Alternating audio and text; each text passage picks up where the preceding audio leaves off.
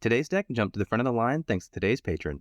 Priority deck requests are one of the many perks you get by becoming a patron. Consider supporting the channel today.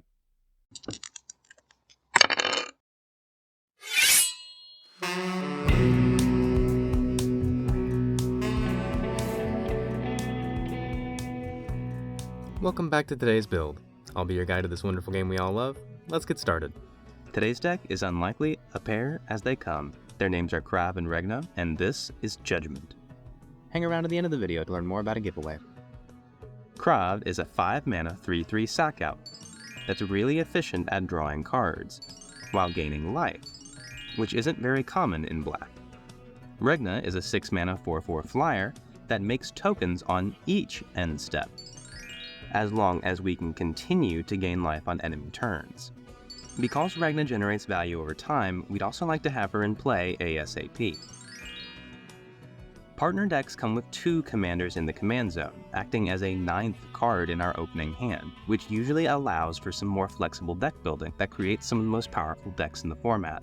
But because of how heavy this pair's mana cost is, we lose a lot of that advantage on our timeline. Regardless, this deck is very mana hungry. And because of that, removal is an easy way to set us back a lot, so we'll want good protection as well. Another feature of partner decks to examine is how they interact with each other. Many pairings have mana values that let you play one and then the other, in a way that strategically complements the goals of the deck. Some partner pairings, like Kazur and Ukima, ask you to place the focus on one member of the pair, Ukima, while the other commander plays a more supportive role. Let's call these Type A partners. Other partners may not necessarily complement each other, but instead ask you to find the overlap between the 2 commanders and provide tremendous payoff for doing so. But the Battlebond commanders were pretty early in the design days of Partner With, and many of their pairs lack some of these features. So let's look at both members of our pair together and examine how they interact with each other through this lens to develop a game plan. From their mana values, we might expect that Regna is meant to be played after Krav, but this is complicated by the fact that Regna generates value over time and wants to be played ASAP, whereas Krav could be played at any time during the game and have about as much impact, provided that we have enough setup. If we have enough black mana, Krav's ability can trigger Regna's ability on each end step, further fueling Krav's ability. Both commanders feed on each other. Ideally, we'd like to have both of them on the field at the same time, feeding into each other. But in these colors with these kinds of mana demands, that's not very practical.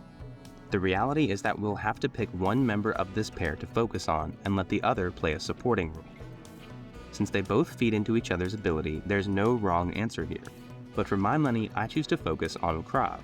A single 5-mana commander is a lot more manageable to get into play than 2 commanders at 5 and 6 mana, and loosens up the mana demands enough that we can actually support a strategy. But I'll keep the brunt of the cuts focused on either of these builds. Like Chatterfang, we want to go wide and use some of our tokens as fuel, and like on Hello, we don't want our bodies to go to waste. We want our sacrifices to contribute as much as they can beyond just their deaths. Viscera Seer, Skullclamp, and Eily Eternal Pilgrim serve as additional sacrifice outlets that we don't really need. Every creature that we sacrifice to one of these permanents is a creature that we can't sacrifice to Krav, whose ability outclasses the Seer and Clamp. The closest one to making it in is Eily, but there's still no room for it in our game plan. Corpse Knight, Zulaport Cutthroat, and Cruel Celebrant either care about the wrong thing, or do the right thing with the wrong timing. When our own creatures die to our sacrifice outlet on Krav, we're already gaining life, which triggers Regna, so we don't need more of it. The best of these effects is Blood Artist because it gives us life when enemy creatures die, which is a source of life gain that we didn't have before. Utter End, Damn, and Mortify are really poor removal options for us. Damn's flexibility is its greatest strength, but as a board wipe, it destroys all the things that we'd want to sacrifice and sets us pretty far back as well. Sanguine Bond is so bad here. 5 mana is when we want to play our commander, so the timing is clunky, but the payoff for this is so weak that we'll rarely ever get our mana's worth.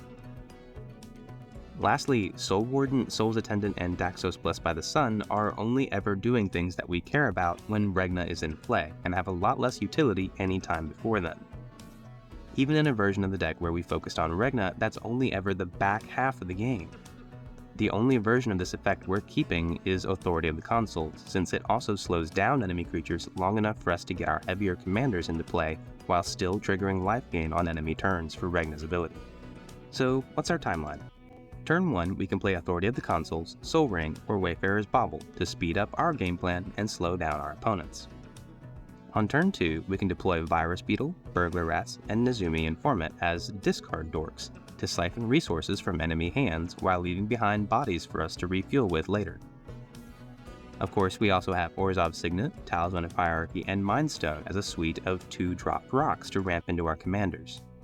We can also play Thalia, Guardian of Thraben, Drannith Magistrate, and Leonin Arbiter to stall our opponents long enough to get our commanders into play. And if you're squeamish about running stacks pieces like these, just remember that you can always sacrifice them as card draw when you get your commanders down, so it's not a permanent effect. Turn 3, we have more ramp options with Archaeomancer's Map, One of the World Soul, and Oketra's Monument to set up even more tokens for us.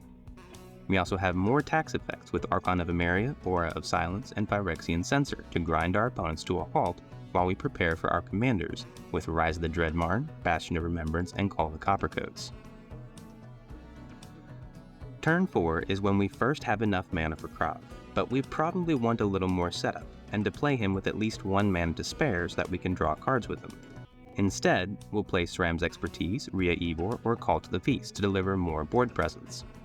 We can also play Smothering Tithe, Keeper of the Accord, or Attack with tokens into Settle the Wreckage to ramp and provide an influx of much-needed mana.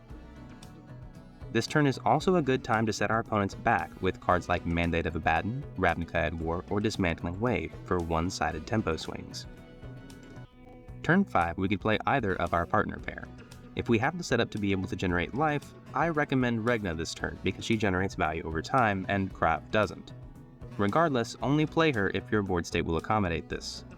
If you don't have the setup to produce multiple tokens with Regna, then play Krav and refuel your hand after a series of punishing, resource-denying turns, pushing you into a leading position. Turn 6 and beyond, you can play the other of your partner pair if your board will accommodate it, or make more big value exchanges with Sat's Will, Stinging Study, or Kaya's Guile. To close things out with Regna and a board presence, the recently revealed Moonshaker Cavalry will be more than enough to bring us home, though cheaper effects could easily substitute. Meanwhile, Krav can take out players with Phyresis or Tainted Strike to deliver a crushing blow to our opponents. This deck is harsh on you and harsh on your opponents. You can see what the designers were going for, but this pair is lacking a lot of what other partners with commanders have, and that combined with their mana value is what holds this deck back the most. It's vulnerable to combos, vulnerable to aggro, and vulnerable to board wipes, which is a lot to be vulnerable to. But when it goes off and the chemistry between these two takes over, it is well worth the struggle.